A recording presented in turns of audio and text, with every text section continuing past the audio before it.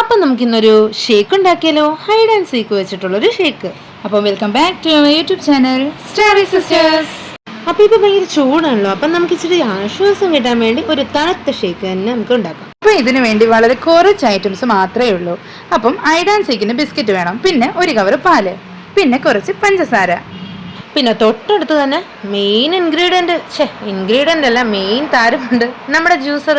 അപ്പോൾ ഇതൊക്കെ വെച്ച് നമുക്ക് എങ്ങനെ ഈസി ആയിട്ട് ഉണ്ടാക്കാന്നുള്ളത് കാണാൻ പോവുകയാണ്. അപ്പോൾ ആദ്യം നമ്മൾ ജ്യൂസ് എടുത്ത് ഇറക്കുക.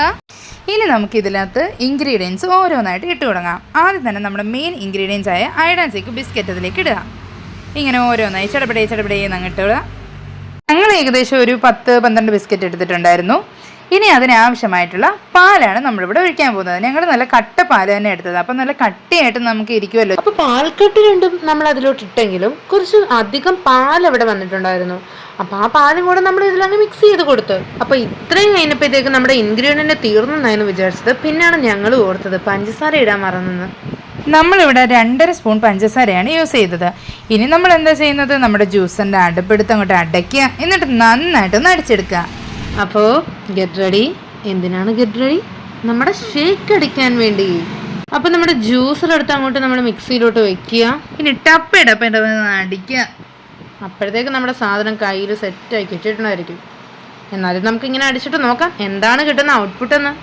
ഞങ്ങളുടെയും ഫസ്റ്റ് ടൈം ട്രൈ ആണേ. അപ്പം നമ്മുടെ ഷേക്ക് ഇവിടെ റെഡി ആയിട്ടുണ്ട്. ഇനി നമ്മൾ ഫ്രോസൺ ബോട്ടിലോട്ട് ഒഴിക്കാമെന്ന് വിചാരിച്ച് ഈ ഷേക്ക്. അപ്പം നമ്മുടെ കയ്യിൽ 2 ചോക്കി ഇരിപ്പുണ്ടായിരുന്നു. ഫ്രിഡ്ജിൽ വെച്ച് നന്നായി ഫ്രോസൺ ആയതുകൊണ്ട് തന്നെ അത് ഒഴിച്ചു കൊടുക്കുന്ന ശ്രമം നന്നായി പാളിയായിരുന്നു. പിന്നെ ഉള്ളത് വെച്ച് അഡ്ജസ്റ്റ് ചെയ്ത് എന്തൊക്കെയോ അങ്ങ് ചെയ്ത് നമ്മൾ ജ്യൂസറിൽ ഈ ഷേക്ക് കുപ്പിയിലോട്ട് മാറ്റുക. ആ ഒഴിക്കുന്ന കാണാൻ തന്നെ എന്താ ഒരു ഭംഗി. കൊതിയായിട്ട് വയ്യ കുടിച്ചവളെ. പിന്നെ നമ്മൾക്ക് ജ്യൂസൊക്കെ ഓൺലൈനിൽ ഓർഡർ ചെയ്യുന്ന ഒരു പുത്തരി അല്ലാത്തത് കൊണ്ട് നമ്മുടെ കയ്യിൽ ഇഷ്ടം ഒരു ഫ്രോസൺ ബോട്ടിലുള്ള കുപ്പി ഇരിപ്പുണ്ടായിരുന്നു. അപ്പം ഇങ്ങനെ കിട്ടുന്ന കുപ്പികളൊന്നും നമ്മൾ കളയരുത്. കാരണം എന്താ, ആഫ്റ്റർ യൂസ് ആയിട്ട് ഇതുപോലെ കാര്യങ്ങൾ വേണ്ടി വരും. എന്നിട്ട് നമ്മൾ അടുത്ത ബോട്ടിലോട്ടും ഒഴിച്ചു കൊടുക്കുകയാണ്. നന്നായിട്ട് നമ്മൾ ഒഴിച്ചു കൊടുക്കുകയാണ്. അപ്പോഴാണ് മനസ്സിലായത് ഒന്നിലെ അളവ് നന്നായിട്ട് കുറഞ്ഞു. പിന്നെ രണ്ടും ഒരേ അളവാവാൻ നമ്മുടെ തട്ടിക്കൂട്ട് പരിപാടി അറിയാമല്ലോ. ഒന്നിനെടുത്ത് കുറഞ്ഞതിലോട്ട് ഒഴിച്ചു.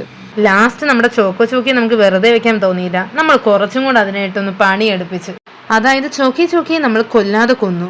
അതാണ് ഇവിടെ കണ്ടുകൊണ്ടിരിക്കുന്നത്. എന്നിട്ട് പാവം ചോക്കി ഞങ്ങൾ വിട്ടില്ല. മറ്റേ കുപ്പിയിലും കൂടെ കുറച്ച് എന്തേലും വേണമല്ലോ.